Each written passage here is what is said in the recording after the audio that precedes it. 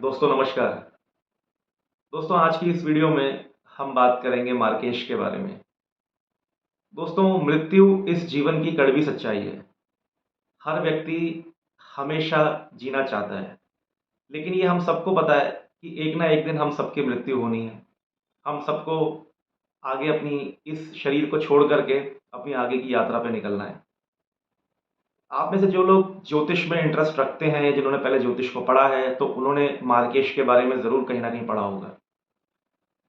मार्केश क्या होता है और हमारी कुंडली में कितने प्रकार के मार्केश बनते हैं, इसको मैं आज आपको थोड़ा एक्सप्लेन करूंगा। साथ में मैं आपको आज ये भी बताऊंगा कि किस दशा पीरियड में हमारी जो मृत्यु है वो हो सकती है। देखिए, सुनने में अच्छा नहीं लगता, लेकिन ये जीवन की सच्चाई है और हम में से अक्सर लोगों के मन में ये इच्छा ज़रूर होती है, क्यूरियोसिटी होती है जानने की कि हमारी मृत्यु किस प्रकार होगी। मैं इस वीडियो में आगे बढ़ूं उससे पहले मैं आपको लघु पराशरी, जो ज्योतिष का एक बहुत प्रमुख ग्रंथ है, उसमें ग्रंथाकार ने एक सूत्र दिया और सूत्र के माध्यम से हमारे को मार्केश को समझाने का प्रयास किया। तो पहले मैं इस सूत्र को पढ़ता हूं और फिर मैं आपको इसको एक्सप्लेन करूंगा। ये सूत्र है: अष्टमम आयुषः स्थानम अष्टमाद अष्टमम च यत तयोरपि व्ययस्थानम मारक स्थान मुच्यते तत्राप्याद्यव्ययम् स्थानाद् द्वितीयं बलवत्तरम् अथ मारकग्रहस्य मरणकालस्य च निर्णयमाह तदीशितुस्तत्र गतः पापिनस्तेन संयुतः तेषां दशाविपाकेषु संभवे निधनं नृणां तेषां संभवे साक्षाद्वयाधीशं दशा स्वापी। सबसे पहले मैंने संस्कृत का सूत्र पढ़ा। इसका उच्चारण करते हुए मुझसे किसी प्रकार की त्रुटि रही हो तो मैं आचार्यों से और ऋषियों से क्षमा मांगता हूँ। दोस्तों, इस सूत्र के माध्यम से ऋषि ने हमारे को मार्केश को एक तरह से एक्सप्लेन किया है। तो आइए हम इसको समझते हैं कि आचार्य क्या कहना चाहते हैं। हमारी जो लगन कुंडली होती है, लगन कुंडली का जो पहला भाव है, वहां से जो 8वां स्थान है, वहां से हमारी आयु का विचार होता है। यानी आपकी लगन कुंडली का 8th हाउस और 8वें भाव से जो 8वां भाव है, यानी कि आपका 3rd हाउस, वहां से भी आपकी आयु का विचार किया जाता है। तो हमारी लगन कुंडली में 3rd हाउस और 8th हाउस हमारी लॉन्जिविटी के और हमारी आयु के होते हैं। अब यहां पर ऋषि कहते हैं व्यय स्थान। व्यय स्थान होता है हानि करने वाला। तो 8वें भाव का जो 12वां स्थान होगा वो होगा 7वां भाव। इसी प्रकार से तीसरे भाव का जो 12वां भाव होगा वो होगा दूसरा भाव। तो आपकी लगन कुंडली के जो 2nd हाउस और 7th हाउस, ये दो हाउस आपके मार्केश कहलाते हैं। मार्केश कौन सा ग्रह है? मार्केश वो होता है जो हमारी मृत्यु कराता है, जिसकी दशा पीरियड में हमारी मृत्यु होती है। जो मार्केश होते हैं इनकी दशा अंतरदशा, दशा तो एक ही बार लगेगी लेकिन अंतरदशा कई बारी लगती है। तो ज़रूरी नहीं है कि एकदम से आपके कुंडली में दशा लगी मार्केश की और आपकी मृत्यु हो गई, ऐसा नहीं है। जो आपको मृत्यु समान कष्ट दे वो भी मार्केश है।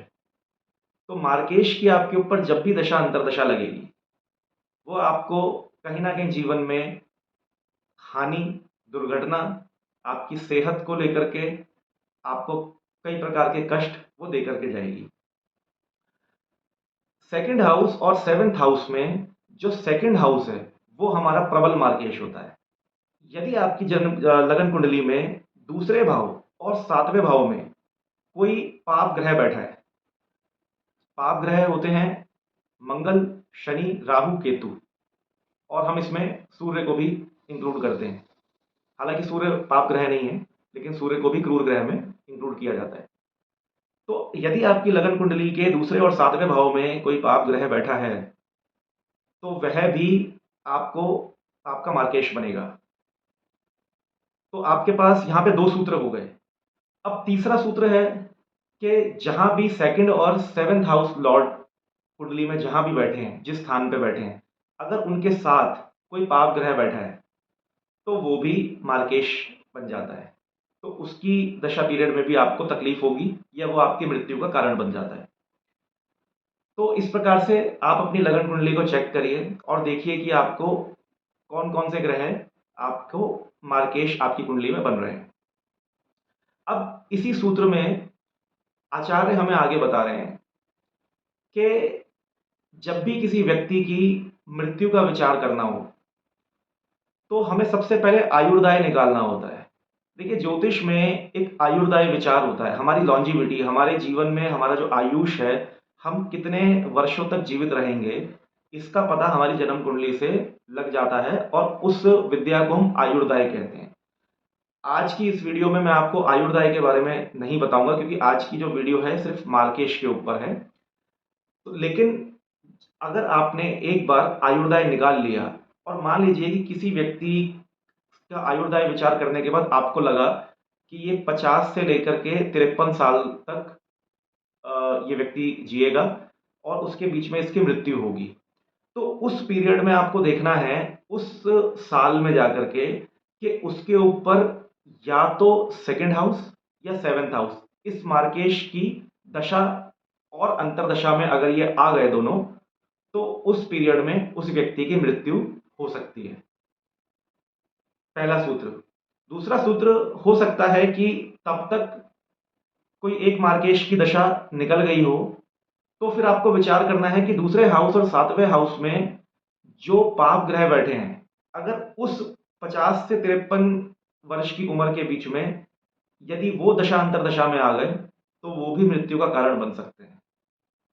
और अगर मान लीजिए किसी के सेकंड हाउस और सेवेंथ हाउस में कोई पाप ग्रह नहीं बैठे हैं, तो फिर आपको तीसरा सूत्र देखना है कि जहां पे आपके सेकंड और सेवेंथ हाउस के लॉर्ड बैठे हैं, अगर वहां पे कोई पाप ग्रह बैठा है, तो हो सकता है कि आपकी 50 से 53 वर्ष की आयु के बीच में हो सकता है कि उन पाप ग्रहों की दशा अंतरदशा आपके ऊपर लगे, तो उस पीरियड में भी मृत्यु हो सकती है। अब इसी सूत्र में ऋषि आगे बताते हैं कि अगर किसी वजह से किसी कारणवश अगर ये तीनों सूत्र संभव ना हो पाए, तो यहां पे एक चौथा सूत्र है। चौथा सूत्र ये कहता है कि लगन कुंडली का जो 12वां भाव है, आपको उस 12वें भाव में जो राशि है उसके स्वामी ग्रह को देखना है। अगर किसी कारणवश जो हमने पहले 3 सूत्र पढ़े, यदि उनकी ग्रहों की अगर दशा नहीं आ रही है या वो दशा निकल चुकी है, तो आपको 12th हाउस की दशा देखनी है। तो हो सकता है कि उस पीरियड में आपके 12th हाउस की जो दशा लगेगी, वो भी आपकी मृत्यु का कारण बन सकती है। तो इस प्रकार से आज आपको ये 4 सूत्र मैंने बताए कि जब भी आप जन्म पत्री देखेंगे, तो आप अपने मार्केश को उसको कैलकुलेट करके निकाल लीजिए। तो उसमें कोई 3-4 ग्रह आपके ऐसे बनेंगे जो आपके मार्केश होंगे। हो सकता है 2 ही बने, हो सकता है 1 ही बने, ऐसा भी हो जाता है। तो जैसे मेरी खुद की कुंडली में केवल 1 ही मार्केश है।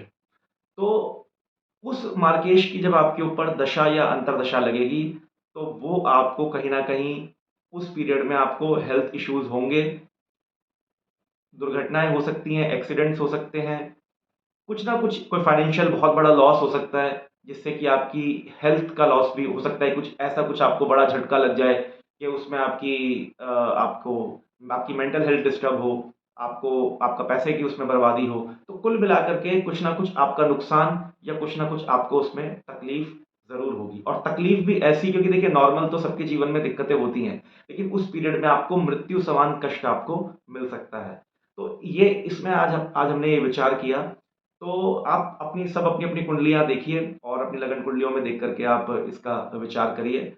आज की वीडियो में मैंने आपको आयुर्दाय निकालना नहीं बताया, क्योंकि ये वीडियो बहुत लंबा हो जाता।